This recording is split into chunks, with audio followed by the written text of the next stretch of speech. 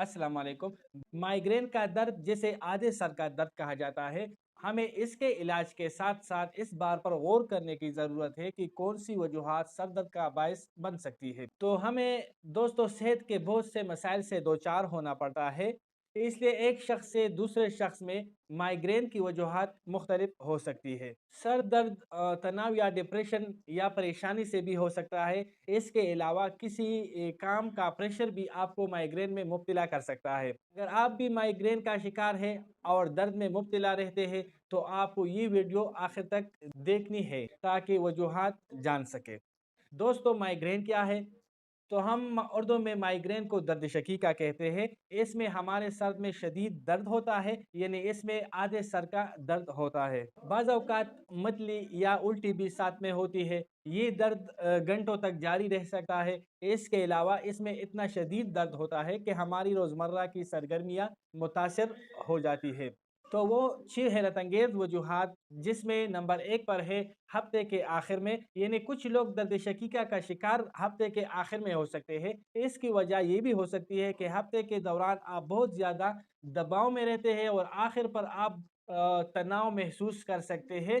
इस रद्द-ए-अमल की वजह से आपके सर में दर्द हो सकता है। कुछ माहिरीन का ख़्याल ये है कि हफ्ते की तब्दीली की वजह से सर में दर्द हो सकता है। हफ्ते के आखिर में सर दर्द खुराक या सोने की तब्दीली की वजह से भी हो सकता है। अगर हमारी रूटीन बदलती है तो ये भी असरअंदाज होती है। ठीक है दोस्तों, तो दूसरी वजह ये है ज़्यादा सोना। कहा जाता है कि सर दर्द की वजह ज़्यादा सोना भी हो सकता है। बहुत से लोगों को हफ्ते के आखिर में या छुट्टियों में ज़्यादा सोने की वजह से सर दर्द रहता है। वो अफराद जो शदीद सर दर्द का शिकार होते हैं, इनको नींद के बाकायदा शेड्यूल पर कायम रहने की ज़रूरत होती है। इसलिए एतदाल के साथ काम करें ताकि आप सर के दर्द से महफूज रह सकें। ठीक है दोस्तों, तीसरी वजह कैफ़ीन है। बहुत से लोग कैफ़ीन का इस्तेमाल कॉफ़ी या चाय की सूरत में करते हैं। सर दर्द कैफ़ीन के इस्तेमाल के कई घंटे बाद होता है, इसलिए कैफ़ीन का इस्तेमाल आपको एतदाल के साथ करना चाहिए। ज़्यादा इस्तेमाल की वजह से आप सर दर्द में भी मुब्तला हो सकते हैं। अगर आप घरेलू टोटकों की वजह से सर दर्द ठीक नहीं कर पा रहे, तो फिर आप डॉक्टर से रजू कर सकते हैं। चौथी वजह मैग्नीशियम की कमी है।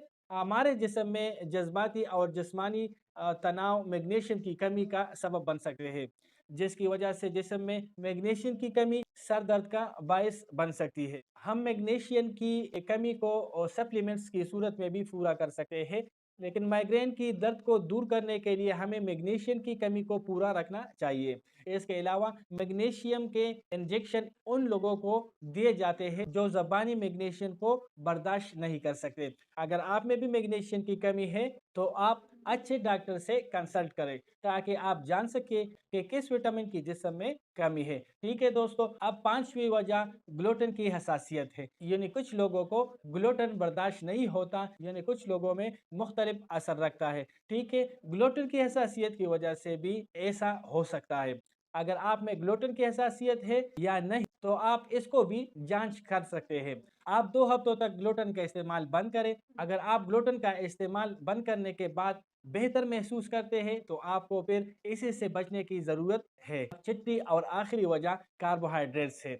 सादा कार्बोहाइड्रेट्स की ज़रूरत से ज़्यादा मिकदार में जैसे सफ़ेद शक्कर या पास्ता का इस्तेमाल दर्द शकीका का सबब बन सकता है।